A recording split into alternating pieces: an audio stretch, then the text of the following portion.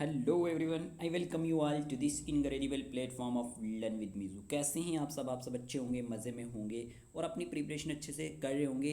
देखें, आज से हम स्टार्ट करेंगे हिस्ट्री को, और हिस्ट्री को थ्योरेटिकल पोर्शन के हिसाब से यहाँ पे हम डिस्कस करेंगे। और एक दिन हम टॉपिक्स लाएंगे, दूसरे दिन उसी पे एमसीक्यूज लाएंगे। आज हमारे पास टॉपिक होगा रिवॉल्ट ऑफ 1857। ठीक है, क्या कहा मैंने?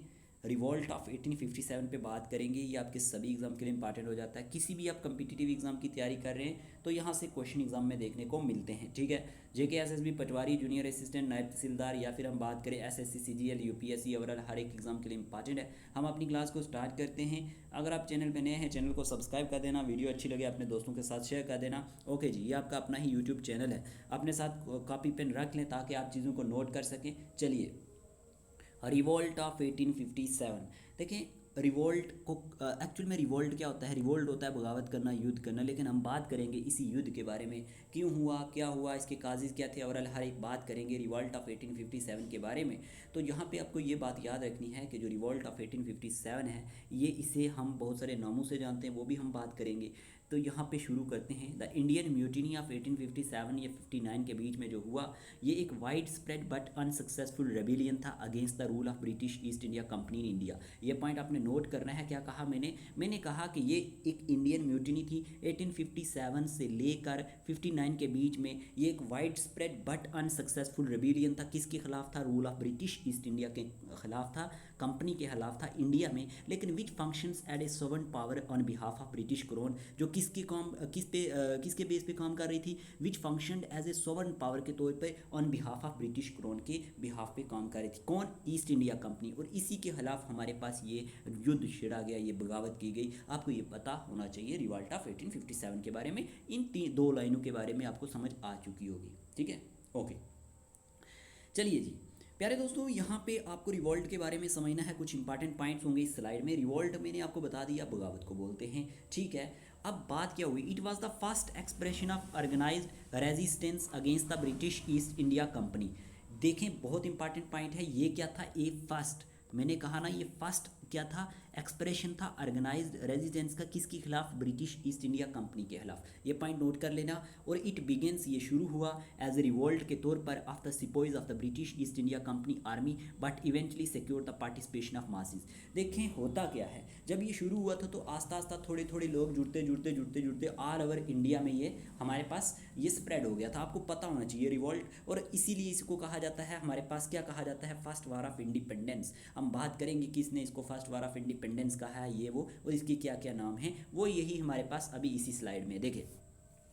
ये रिवॉल्ट जो था, इसको बहुत सारे नाम दिए गए। स्पॉय म्यूटिनी दिया गया बाय ब्रिटिश हिस्टोरियन के थ्रू, इंडियन म्यूटिनी दिया गया, the great rebellion by the Indian historians के थ्रू, द रिवॉल्ट ऑफ 1857 जिसे Indian insurrection and the first war of independence का नाम दिया गया बाय विनायक दामोदर सावरकर। आपको एग्जामिनर क्वेश्चन पूछता है कि फर्स्ट वॉर ऑफ इंडिपेंडेंस किसको कहते हैं? पहले तो ये पूछता है, हम कहते हैं रिवॉल्ट ऑफ 1857 को कहते हैं। और ये कहा किसने था? First war of independence. इसको ये नाम किसने दिया? बाय विनायक दामोदर सावरकर ने दिया। किसने दिया? वीडी सावरकर ने। ओके, वीडी सावरकर ने। इतना समझ आ गया? ओके जी, आ गया होगा। चलिए आगे बात करते हैं। देखिए, कोई भी अगर हमारे पास, अगर हम बात करते हैं ना, कोई भी ऐसी अगर बगावत होती है, कोई भी युद्ध होता है, उसके पीछे कोई कारण होता है, कोई रीज़न होता है। चलिए जी, जान लेते हैं काज क्या थी, इस रिवॉल्ट के काज क्या थे। काज की जब बात करते हैं प्यारे दोस्तों, तो खास करके अगर हम बात करें तो पॉलिटिकल काज भी थे, इकोनॉमिक काज भी थे। ठीक है, पॉलिटिकल काज भी थे, मैंने कहा इकोनॉमिक काज भी थे। ठीक है, और अगर हम बात करते हैं यहाँ पे मिलिट्री काज भी थे, और सोशल एंड रिलीजियस भी थे। अब यहाँ पे जो इंपॉर्टेंट है ना, वो है हमारे पास पॉलिटिकल काज। क्या कहा मैंने? पॉलिटिकल काज बहुत इंपॉर्टेंट हो जाता है। अब पॉलिटिकल काज क्यों इंपॉर्टेंट हो जाता है? एक सेकंड रुक जाते हैं। देखिए प्यारे दोस्तों, आपको पता होना चाहिए पॉलिटिकल काज, सबसे मेजर काज क्या था? British policy of expansion. कि ब्रिटिश की जो पॉलिसी थी एक्सपेंशन की, ये एक मेजर पॉलिटिकल काज था। और political cause of revolt were the British policy of expansion through the doctrine of lapse and direct annexation. किसके थ्रू था ये? डायरेक्ट डक्टोराइन ऑफ लैब्स के थ्रू एंड डायरेक्ट एनेक्सेशन के थ्रू। अब ये बड़ा इंपॉर्टेंट हो जाता है समझना कि ये डक्टोराइन ऑफ लैब्स क्या है। यहाँ पे हम इसको समझने की कोशिश करते हैं।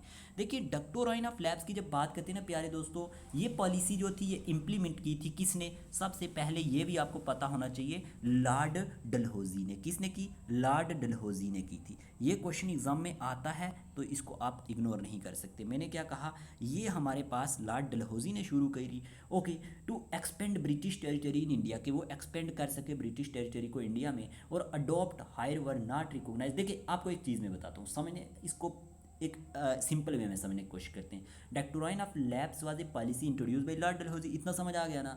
The governor general of India जो ये रह चुका है फ्रॉम 1848 से लेकर हमारे पास 1856 के बीच में, इतना तो आपको पता ही था।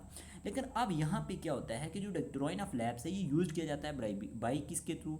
ब्रिटिश ईस्ट इंडिया कंपनी के थ्रू, टू अनेक्स करने के लिए। किसको अनेक्स करने के लिए प्यारे दोस्तों? इंडियन स्टेट्स को। अकॉर्डिंग टू दिस पॉलिसी, ये बड़ा इंपॉर्टेंट पॉइंट है, इस पॉलिसी के अकॉर्डिंग क्या था ना, आपको ये समझना है कि इफ़ ए रूलर, मैंने क्या कहा कि अगर एक रूलर जो है, मैंने कहा अगर एक रूलर जो है एक प्रिंसली स्टेट का, क्या कहा? If A ruler from A princely states died, वो क्या हो जाता है? डाइड हो जाता है। विदाउट किसके बगैर? नेचुरल हायर के बगैर। नेचुरल उसका कोई भी हायर क्या होता है, मतलब कहने का मतलब है कि उसका कोई भी मतलब वारिस नहीं रहता। हायर मतलब उसका कोई नेचुरल वारिस नहीं रहता। अगर वो मर जाता है, कोई प्रिंसली स्टेट से बिलोंग करता है, तो उसमें क्या होगा? फिर इन ब्रिटिशों ने ये पॉलिसी अपनाई कि जैसे ही कोई हमारे पास एक प्रिंसली स्टेट का जो क्या है रूलर जो होगा वो डाइड हो जाएगा और उसका कोई भी नेचुरल हायर नहीं बचेगा, तो जो स्टेट होगी वो लैप्स हो जाएगी और वो अनेक्स्ट कौन करेगा? फिर ब्रिटिश गवर्नमेंट उसको कर लेगी, यानी उसके ऊपर किसका कब्जा हो जाएगा? ब्रिटिश गवर्नमेंट का हो जाएगा। अब आपको सिंपल वर्ड में ये चीज़ समझ आ चुकी होगी। एंड डायरेक्ट एनेक्सेशन, तो ये पॉइंट आपने याद रखना है। British policy of expansion, the political cause of the revolt were the British policy of expansion through doctrine of lapse and direct annexation. ठीक है जी। A large number of Indian rulers and chiefs were dissolved, those arousing fear in the minds of other ruling families who apprehend a similar fate। अब यहाँ से हम बात करते हैं, ये इतना इंपॉर्टेंट नहीं है लेकिन ये बहुत इंपॉर्टेंट है। यहाँ पे बात चलती है हमारे पास रानी लक्ष्मीबाई की। किसकी बात करेंगे? रानी लक्ष्मीबाई की। अब रानी लक्ष्मीबाई के बारे में किसको नहीं पता जी?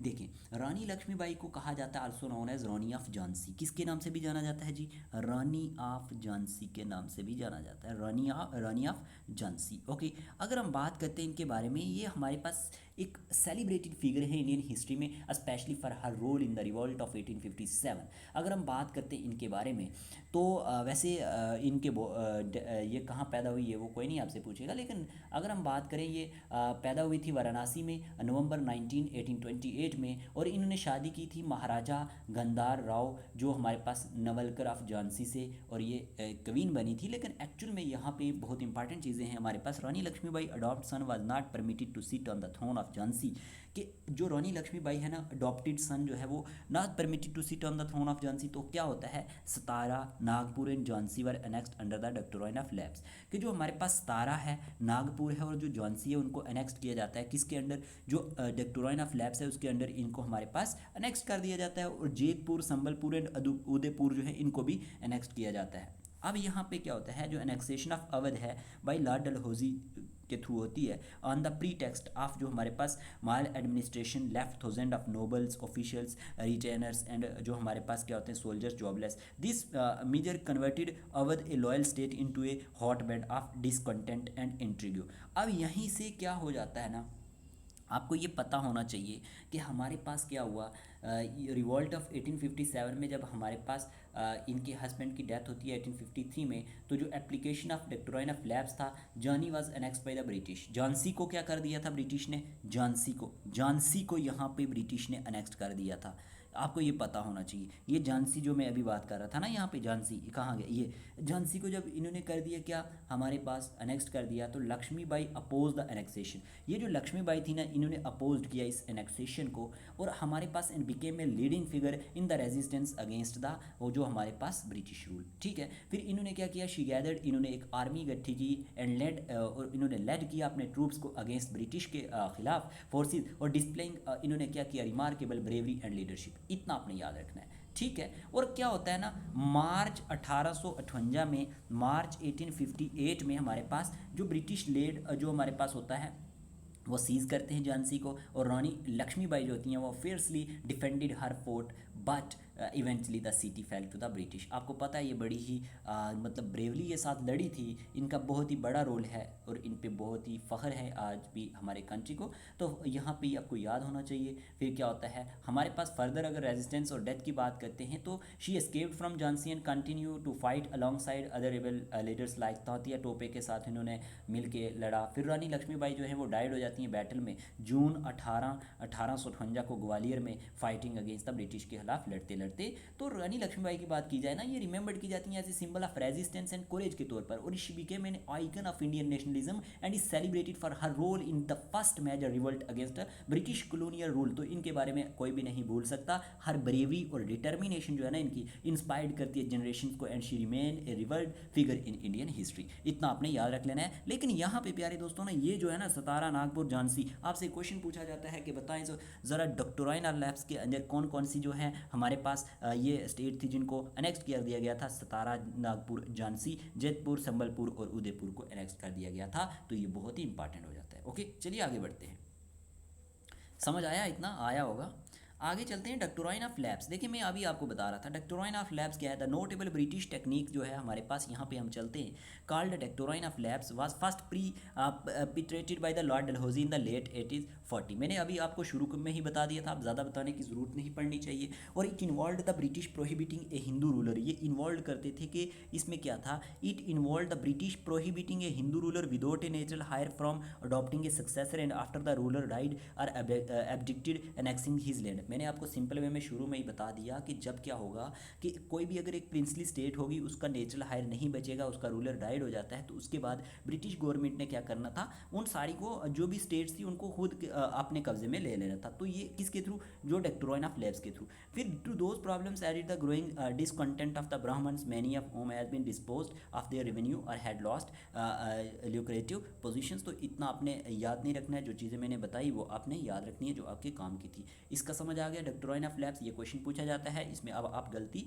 नहीं करेंगे। Okay, social and religious causes भी थे। अब देखें मैंने आपको शुरू में ही बताया कि सोशल एंड रिलीजियस काजेज भी थे, ये भी इंपॉर्टेंट हो जाता है। अब सोशल और जो हमारे पास रिलीजियस काजेज हैं इनके बारे में ये पता होना चाहिए आपको प्यारे दोस्तों कि हमारे पास क्या हुआ है ना, फियर, जो हमारे पास फियर ऑफ फोर्स्ड, जो हमारे पास कन्वर्शन था क्रिश्चियनिटी का, या disruption of traditional social hierarchy का, जो हमारे पास ब्रिटिश का ये एक बड़ा ही मतलब हम कह सकते हैं कि देखें ब्रिटिश क्या चाहते थे यहाँ पे, इनका ये था कि कन्वर्शन हो जाए, क्रिश्चियनिटी को अपना लें, डिसरप्शन हो जाना ट्रेडिशनल एंड सोशल हिरार्कीज़ का। ये एक मेजर जो हमारे पास सोशल और रिलीजियस काजेज है। अब देखें सोशल और रिलीजियस काजेज की अगर हम बात करते हैं डिटेल में, तो the rapidly spreading western civilisation in India was alarming concern all over the country. कि जो स्प्रेडिंग हो जाना वेस्टर्न सिविलाइजेशन का इंडिया में, ये एक अलार्मिंग कंसर्न था कंट्री के लिए। An act in 1850 change the Hindu law of inheritance enabling a Hindu who had converted into Christianity to inherit his ancestral properties. तो यहाँ पे आप देख सकते हैं कि जो एक एक्ट था 1850 का वो चेंज हुआ,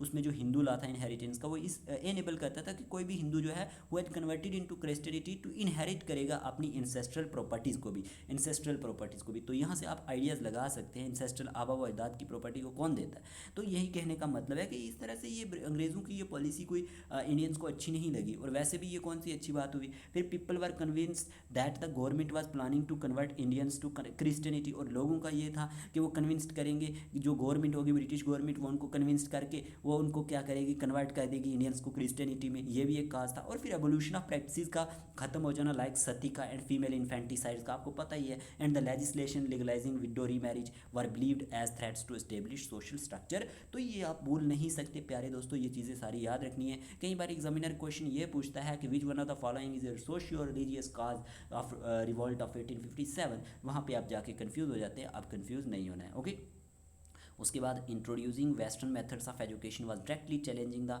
orthodoxy for Hindus as well as Muslims. तो जहाँ पे अगर हम बात करें जो इंट्रोड्यूस करना वेस्टर्न मेथड ऑफ एजुकेशन को, ये भी एक डायरेक्टली चैलेंजिंग था हमारे पास orthodoxy for Hindus as well as Muslims के लिए। तो ये भी हम कह सकते हैं। और even the introduction of railways and telegraph was viewed with suspicion. तो ये चीज़ें थी हमारे पास किसकी, ये आपको पता होना चाहिए। ये हमारे पास सोशल एंड जो हमारे पास रिलीजियस काजेज थे। समझ आया? मैंने आपको क्या क्या पढ़ा दिया इसमें, मैंने आपको दिखाया यहाँ पे प्यारे दोस्तों, मैंने आपको बताया पॉलिटिकल काजेज़, उसके बाद मैंने आपको बताया डॉक्टोरल ऑफ लैब्स क्या है, सोशियो एंड रिलीजियस काजेज़ क्या है। अब बात कर लेते हैं इकोनॉमिक काजेज़ की। ठीक है, इकोनॉमिक काजेज़ क्या है, अब इस पे चलते हैं।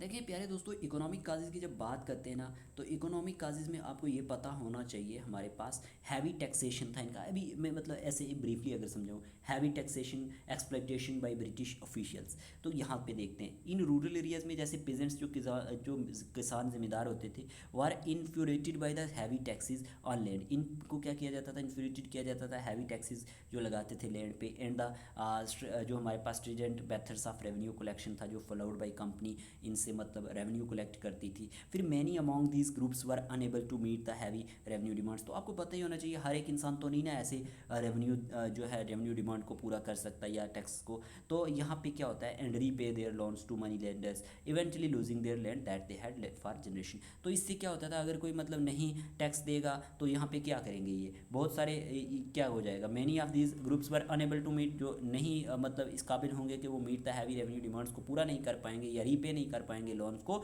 मनी लेंडर्स थे, तो उससे फिर वो अपनी क्या हो जाता था, उनकी लैंड्स को लूज करने का खतरा होता था। ये एक मेजर काज था इकोनॉमिक काज का। फिर large number of sepoys belong to the peasantry class, जो बहुत सारे सिपॉइज थे वो बिलोंग करते थे पेजेंट्री क्लास से, and had family ties into village, so the grievances of peasants also affected them. तो ये चीज़ भी हमें माननी पड़ेगी कि ये भी एक इकोनॉमिक काज था। फिर आफ्टर द इंडस्ट्रियल रिवोल्यूशन की बात करें, इंग्लैंड में there was an influx of British और manufactured goods into India which ruined industries particularly the textile industry of India. तो इससे ये हुआ कि यहाँ पे भी हम देख सकते हैं कि जो हमारे पास इंडिया की इंडस्ट्रीज़ थी पार्टिकुलरली टेक्सटाइल इंडस्ट्री, उस पर बहुत अफेक्ट हुआ। तो ये भी एक इकोनॉमिक काजेज़ था, यहाँ पे आप समझ सकते हैं।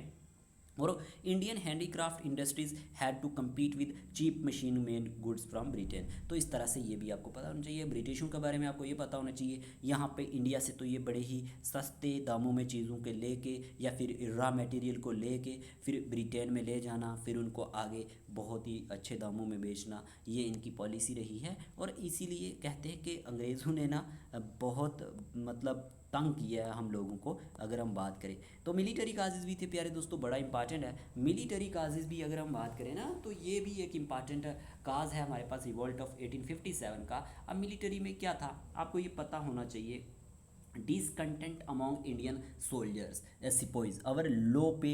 एक तो उनको लो पे देना पहली बात, और दूसरी बात ये कि पोर ट्रीटमेंट करना उनके साथ, ये भी एक मतलब हमारे पास आता है military cause.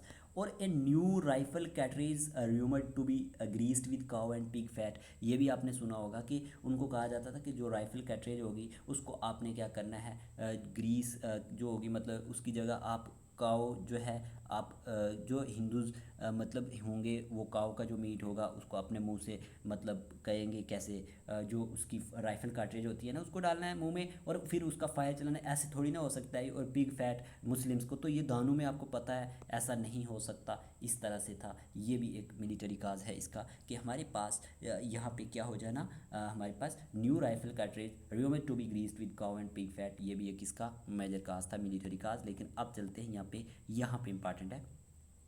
The revolt of 1857 began as Sepoy mutiny. Indian Sepoys formed more than 87% of British troops in India। कि जो इंडियन Sepoys थे वो लगभग 87% of British troops in India से थे, और but were considered inferior to British soldier. लेकिन इनको क्या कंसिडर किया जाता था, इन्फीरियर। मैंने जैसे आपको शुरू में ही बता दिया ना कि हमारे पास इनके साथ क्या पोर ट्रीटमेंट करना, लो पे देना इनको, ये इनके काजेज थे। An Indian sepoy was paid less than a European sepoys of the same rank. मैंने आपको शॉर्ट वे में शुरू में ही बता दिया कि एक इंडियन सिपोइज को पेड करना लेस देन एक यूरोपियन सिपोइज के बजाय। फिर they were required to serve in areas far away from their homes. और इन 1856 में Lord Canning issued the General Services Enlistment Act which required that the sepoys must be ready to serve even in British land across the sea. और इसमें यह कहा गया कि जो 1856 में लॉर्ड कैनिंग ने इशूड किया था हमारे पास किसको, जनरल सर्विस इन जो लिस्टमेंट एक्ट था, उसमें यह कहा गया कि जो स्पॉइज होंगे वो रेडी होंगे टू सर्व करने के लिए इवन ब्रिटिश लैंड को अक्रॉस द सी। तो ये भी एक काज था। तो बाकी मैंने आपको बता दिया क्या क्या बताया। मैंने कहा discontent among Indian soldier sepoys over low pay का होना, ओके। उसके बाद मैंने कहा आपको यहाँ पे पोर ट्रीटमेंट का होना इनके साथ, and new rifle cartridge rumoured to be greased with cow and fat जो हमारे पास होता है। तो ये भी चीज़ें इंपॉर्टेंट थी। अब लॉर्ड कैनिंग के बारे में थोड़ा देखते हैं, इंपॉर्टेंट है। यहाँ पे Lord Canning Charles John Canning was the statesman and governor general of India during the Indian mutiny of 1857। आपसे क्वेश्चन पूछा जाएगा कि कौन हमारे पास गवर्नर जनरल था तब, तो वो हमारे पास जो लॉर्ड कैनिंग था। कौन था? लॉर्ड कैनिंग था, इतना याद रखना है। और he became the first viceroy of India in 1858। और ये क्या बना था? पहला वाइस राय इंडिया बना कब? 1858 में। बहुत इंपॉर्टेंट है। Important event during his tenure क्या क्या हुए? म्यूटिनी ऑफ 1857 हुआ which he was able to suppress successfully, जिसके लिए वो सक्सेसफुली क्या हुआ? हमारे पास सप्रेस करने में कामयाब हुआ। और passing of Indian Council Act 1861 इसने पास किया था, which introduce portfolio system in India, जो क्या इंट्रोड्यूस करता था? पोर्टफोलियो सिस्टम इंडिया में। और withdrawal of doctrine of lapse को विड्रॉल करना, which was one of the main reason of mutiny of 1858। और फिर हमारे पास introduction of code of criminal procedure इसने लाया, और enactment of Indian High Court Act लाया, और इंडियन पेनल कोड 1858। ये कुछ इसके हमारे पास क्या हैं? हमारे पास यहाँ पे लॉर्ड कैनिंग के दौर की हमारे पास जो भी चीज़ें हैं जो इसने की, ये वो ओवरऑल इस स्लाइड में आपने देख लिया। आगे इंपॉर्टेंट इमीडिएट काज की बात करते हैं कि इमीडिएट काज क्या हुए। अब उसके बाद इमीडिएट काज पे जब हम चलते हैं प्यारे दोस्तों, तो revolt of 1857 eventually broke out over the incident of greased cartridge. Okay, आपको पता ही होना चाहिए इस तरह से किसको बर्दाश्त होगा कि ऐसा अगर जो ब्रिटिश गवर्नमेंट है वो इंडियन सिपोइज को कहेगी करने के लिए, तो किसी को बर्दाश्त नहीं होता। एक र्यूमर्स स्प्रेड हो जाता है कि cartridge of new Enfield rifles were greased with the fat of cows and pigs. जब ये र्यूमर्स फैलता है तो फिर क्या होता है? बिफोर लोडिंग दीज राइफल्स, मतलब आप जब लोड करोगे राइफल्स को तो the sepoys had to bite off the paper on the cartridge. उनको क्या करना पड़ेगा? बाइट करना पड़ेगा paper of the cartridge. Both Hindu and Muslim sepoys refuse to use them. तो इसलिए आपको पता है कौन मानेगा? दोनों मुस्लिम्स और जो हिंदू थे वो रिफ्यूज, मना कर दिया उन्होंने, मतलब उनको ये चीज़ जब ऐसे कर ही नहीं सकते वो। फिर Lord Canning tried to make amends for the error, इसीलिए लॉर्ड कैनिंग ने ट्राइड किया क्या करना? अमेंड करना फॉर द एरर के लिए। And the offending cartridge were withdrawn but the damage had already been done. इतना आपको पता होना चाहिए। There was unrest in several places. In March 1857 में क्या होता है? मंगल पांडे जो होते हैं एक सिपाही इन बैरकपुर में, बहुत इंपॉर्टेंट है। मंगल पांडे क्या होते हैं? ये एक सिपाही होते हैं बैरकपुर में, और had refuse to use the cartridge and attacked his senior officer. तो ये क्या कर देते हैं? ये हमारे पास रिफ्यूज़ कर देते हैं, मना कर देते हैं यूज़ करने के लिए कार्ट्रेज को, और अटैक्ड हिज सीनियर ऑफिसर, और he was hang to death on 8 April को इनको हैंग कर दिया जाता है। और 9 मई को 85 सोल्जर इन मीरठ में वो भी रिफ्यूज कर देते हैं यूज़ करना किसका? न्यू राइफल का। And were sentence to 10 years imprisonment, और उन्हें 10 साल की सज़ा सुनाई दी जाती है। समझ आया इमीडिएट काज क्या हुआ? मैंने आपको ऑलरेडी कहा था ना कि कोई भी ये चीज़ मानने के लिए तैयार नहीं होगा।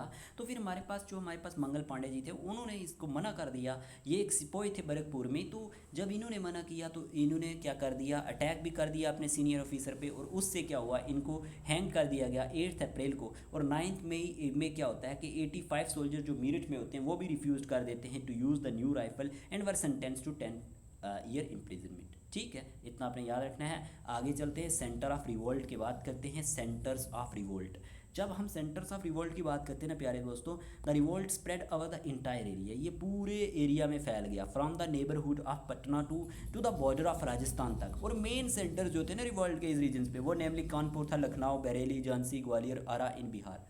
इंपॉर्टेंट है, ठीक है। मैंने क्या कहा? ये क्वेश्चन एग्जाम में आता है ना। आज आपको इसको ये टॉपिक जो भी पढ़ के जाएगा, मुझे नहीं लगता उसका कोई क्वेश्चन आगे रॉन्ग होगा, तो इसलिए आपने इसको अच्छे से देखना है। Revolt spread over the entire area from the neighbourhood of Patna to, जो अगर मैं बात करूँ to the border of Rajasthan. और मेन सेंटर इसके हमारे पास कानपुर था, लखनऊ था, बरेली था, झांसी था, ग्वालियर था, और आरा इन बिहार था। लखनऊ की बात करें, it was the capital of Awadh की ये कैपिटल थी। और Begum Hazrat Mahal one of the, जो हमारे पास बेगम थी of x king of Awadh, took up the leadership of the revolt. यहाँ से आपको देख सकते हैं, बहुत इंपॉर्टेंट रोल है इनका भी। और उसके बाद अगर हम बात करते हैं, यहाँ पे आपको इस तरह से क्वेश्चन पूछ जाता है कि लखनऊ से कौन था, कानपुर से कौन था। कानपुर की बात करें, the revolt was led bye Nana Sahib. यहाँ से कौन लेड कर रहा था इनको? नाना साहिब कर रहे थे। और अडॉप्टेड सन थे ये किसके? पेशवा बाजीराव सेकंड के। क्या कहा मैंने कि revolt was led bye Nana Sahib, और ये अडॉप्टेड सन थे पेशवा बाजीराव सेकंड के। और he join the revolt primarily because he was deprived of his pension by the British. इन्होंने भी रिवोल्ट को ज्वाइन किया था क्योंकि इनको भी महरूम रखा गया था पेंशन से, तो ब्रिटिश के थ्रू। तो ये भी आप याद रख सकते हैं। और viceroy was short lived, और Kanpur was captured by the British after the fresh enforcement arrived. और फिर ये होता है कि जो रिवॉल्ट है वो सप्रेस्ड हो जाता है विद टेरिबल, जो हमारे पास वेनिगेंस से। और फिर नाना साहब जो हैं वो एस्केप्ड हो जाते हैं, but his brilliant commander Tantia Tope की बात करें, कंटिन्यू स्ट्रगल करते रहते हैं। उसके बाद क्या होता है, तांतिया टोपे जो होते हैं वो फाइनली हार जाते हैं और अरेस्ट कर दिया जाता है, उनको भी हैंग कर दिया जाता है। इतना आपने याद रखना है। फिर झांसी की बात करें, the 22 year old Rani Lakshmibai की बात करें, led the rebels when the British refuse to accept the claims of her adopted son on to the throne of Jhansi. जब क्या होता है कि ब्रिटिश रिफ्यूज कर देते हैं एक्सेप्ट करने के लिए claim of her adopted son to the throne of Jhansi, जो उनका अडॉप्टेड सन था कि उसको नहीं बिठाया जाएगा थ्रोन ऑफ झांसी पे, तो फिर क्या होता है, शी फोर्ट, वो लड़ती हैं गैलेंटली अगेंस्ट द ब्रिटिश के फोर्स के आगे, मतलब उनके सामने, बट लेकिन was ultimately defeated by the English, लेकिन अल्टीमेटली वो भी हार जाती हैं। लेकिन ग्वालियर की बात करें, after Rani Lakshmibai escape she was joined by Tantia Tope के को ज्वाइन करती हैं, एंड फिर क्या होता है, together they March two Gwalior की तरफ वो जाते हैं, कैप्चर उसको कैप्चर कर लेते हैं। Fighting followed where the Rani of Jhansi fought like a tigress की तरह ये लड़ती हैं, but died fighting to the very end, और Gwalior was recaptured by the British, और बाद में ग्वालियर को फिर ब्रिटिश क्या कर देते हैं, रिकैप्चर कर देते हैं। और बिहार की बात करें तो revolt was led by Kunwar Singh, Kunwar Singh यहाँ से रिवोल्ट को लेड कर रहे थे, who belong to a royal house of the Jagdishpur Bihar. तो ये पॉइंट आप याद रख लेना, आपसे एग्जामिनर पूछेगा कि बिहार से कौन था, ग्वालियर से कौन था, झांसी लक्ष्मीबाई का क्या रोल है। ओके चलिए, सप्रेशन एंड रिवोल्ट की बात करते हैं यहाँ से। The revolt of 1857 lasted for more than 1 year और it was suppressed by the middle of 1857। अगर हम बात करते हैं यहाँ पे ऑन जुलाई 8 1858 में क्या होता है, 14 months after the outbreak of at Meerut peace was finally proclaimed by Lord Canning. और ये भी क्वेश्चन पूछा जाता है ये स्टार्ट कहाँ से हुआ था, मीरठ से हुआ था, ये भी आपको पता होना चाहिए। और ऑन जुलाई 8 1858 को ये हमारे पास पीस वाज फाइनली प्रोक्लेम्ड किया जाता है बाय लॉर्ड कैनिंग के थ्रू। लेकिन अब यहाँ पे इंपॉर्टेंट हो जाती है slides, places of revolt, Indian leaders, British officials who suppress the revolt, किसने इसको सप्रेस किया, दबाने की कोशिश की। दिल्ली की बात करें तो बहादुर शाह सेकंड थे, और यहाँ पे जो सप्रेस की करने की कोशिश की जॉन निकलसन ने की, ठीक है। ब्रिटिश ऑफिशियल्स जिन्होंने इसको मतलब ख़त्म करने दबाने की कोशिश की इस रिवॉल्ट को, कि ये इनकी आवाज़ को बंद किया जाए, ये इस तरह से ना ही प्रोटेस्ट करे, ये इस अपनी हक के लिए ना लड़े। तो यहाँ से दिल्ली से अगर हम बात करें, इंडियन लीडर जो इसको लेड कर रहे थे वो बहादुर शाह सेकंड थे, लेकिन जॉन निकलसन ने यहाँ से इनको सप्रेस करने की कोशिश की। लखनऊ से बेगम हजरत महल थी, और यहाँ से सप्रेस करने की कोशिश की हेनरी लॉरेंस ने, कानपुर से नाना साहिब से तो सर कॉलन कैंपबेल ने यहाँ से इनको सप्रेस करने की कोशिश की। ये चीज़ें इंपॉर्टेंट हैं। और झांसी एंड ग्वालियर की बात करें तो यहाँ पे लक्ष्मीबाई एंड तांतिया टोपे थे, और जनरल हग रोज़ यहाँ से था जिसने सप्रेस्ड किया इस रिवॉल्ट को। और बरेली से खान बहादुर खान थे, और सर कॉलोनल कैंपबेल ने यहाँ से भी सप्रेस्ड किया। और इलाहाबाद एंड बनारस की बात करें, मौलवी लियाकत अली थे यहाँ से जो लेड कर रहे थे, ये लेड कर रहे थे जो यहाँ से, ये उनके नाम हैं। और जिनने इनको दबाने की अंग्रेज़ों ने कोशिश की, ये इनके नाम हैं, कर्नल ऑन्सल। और बिहार से कन्वर सिंह थे, और विलियम टेलर ने यहाँ से सप्रेस करने की यहाँ पे कोशिश की, ठीक है। अब why did the revolt fail, अब यहाँ पे भी इंपॉर्टेंट है कि ये फेल क्यों हुआ। Limited uprising, although the revolt was fairly wide spread, a large part of the country remained unaffected by it. देखें कैसे, the revolt was mainly confined to the Doab region, Sindh, Rajputana, Kashmir, most part of Punjab. और large princely states जैसे हैदराबाद की बात करें, मैसूर की बात करें, ट्रैवनकोर की बात करें, कश्मीर की बात करें, as well as smaller ones of Rajputana की बात करें, did not join the rebellion, इन्होंने इसको ज्वाइन ही नहीं किया था। और southern province did not take part in it, और सोथरन प्रोविंस ने तो इसमें हिस्सा ही नहीं लिया था। तो इसीलिए यहाँ पे ये रिवॉल्ट फेल होने के कुछ कारण हैं। नो अफेक्टिव लीडरशिप भी नहीं थी, the rebels lacked an effective leader, कोई भी नहीं था। Although Nana Sahib, Tantia Tope and Rani Lakshmibai were brave leaders, they could not offer effective leadership to the movement as whole, ये भी हमारे पास ऑफर नहीं कर पाए इफेक्टिव लीडरशिप मूवमेंट को एज अ होल पूरी तरह से। और लिमिटेड रिसोर्सेज की बात करें, rebels lacked resources in terms of man and money की बात करें तो रेबल्स की बात करें यहाँ पे रिसोर्सेज भी कम थे, जैसे आदमियों की बात करें, पैसे की बात करें। और English on the other hand की बात करें तो वो रिसीव करते थे एक study supply of man, money and arms in India, उनको बहुत सारा पैसा मिलता था, उनको बहुत सारे स्पॉइल्स मिलते थे। तो यही बात है। No partition of middle class family का भी कोई पार्टीशन नहीं था। इंग्लिश एजुकेटेड मिडिल क्लास जो है, the rich merchants, traders and zamindars of Bengal help the British to suppress the revolt. और ये जो हमारे पास बंगाल के जमींदार्स की बात करें, रिच मर्केंट्स की बात करें, ट्रेडर्स की बात करें, उन्होंने भी ब्रिटिशर की मदद की सप्रेस करने के लिए इस रिवॉल्ट को दबाने की कोशिश की। तो ये बातें हैं सारी। रिजल्ट ऑफ द रिवॉल्ट क्या हुआ, देखिए रिजल्ट की जब बात करते हैं ना प्यारे दोस्तों, एंड ऑफ कंपनी रूल का एंड हो गया। The great uprising of 1857 was an important landmark in the history of modern India की हिस्ट्री में ये एक इंपॉर्टेंट लैंडमार्क है। और revolt mark the end of the east India company rule in India, और इसने क्या कर दिया, एंड कर दिया जो ईस्ट इंडिया कंपनी थी उसका रूल इंडिया में। और direct rules of British crown हुआ, India now come under the direct rule of British crown. अब इंडिया किसके मतलब रूल के अंडर था, under the direct rule of British crown. और this was announced by Lord Canning at durbar in Allahabad in a proclamation issued on 1 November 1858 in the name of queen. Okay, कि ये announce करता है कौन, लॉर्ड कैनिंग करता है। कहाँ पे करता है, दरबार इलाहाबाद में एक प्रोक्लेमेशन जो इशूड होता है 1 नवंबर 1858 को in the name of queen, और the Indian administration was taken over by queen Victoria which in effect mean the British parliament. इतना आपने याद रखना है। और India office was created to handle the governance and the administration of the country. Okay, तो ये चीज़ें थी इसके बीच में। और रिलीजियस टॉलरेंस की बात करें अगर हम, तो रिलीजियस टॉलरेंस में it was promised and due attention was paid to the customs and tradition of India. फिर अगर हम बात करें एडमिनिस्ट्रेटिव चेंज की, तो governor general office was replace by that of viceroy, और right of the Indian rulers was recognised. Doctrine of lapse को भी अबोलिश किया गया। Right to adopt sons as legal heirs were accepted किया गया, कि जो राइट है अडॉप्ट करना सन्स को एज लीगल हायर, तो वो भी एक्सेप्ट किया गया। और मिलिट्री रीऑर्गेनाइजेशन की बात करें, ratio of British officers to Indian जो सोल्जर्स थे वो बढ़ा दिए गए। But the armoury remained in the hands of English, लेकिन जो आर्मोरी थी वो किसके हैंड में रही, वो ब्रिटिश के हैंड में रही। और it was arrange to an end of dominance of the Bengal army. तो यहाँ पे ये आपने याद रखना है। कंक्लूजन की बात करें तो revolt of 1857 was an unprecedented, यहाँ पे अगर हम बात करें event in the history of British rule in India. It united though in a limited way many section of Indian society for a common cause, though the revolt failed to achieve the desired goal, it sowed the seeds of Indian nationalism. और यहीं से शुरू हो जाती है Indian nationalism का, मतलब एक बीज बोया जाता है, इसीलिए इसे फर्स्ट वार ऑफ इंडिपेंडेंस कहते हैं।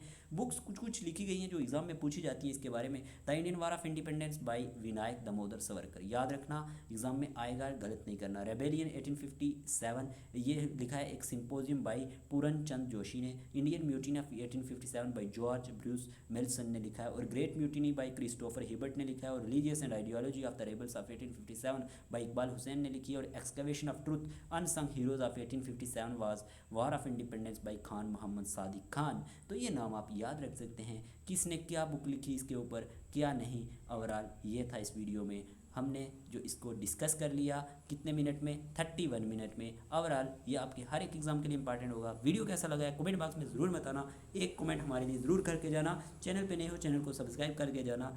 ठीक है, मिलते हैं नए लेक्चर के साथ। Take care of yourself.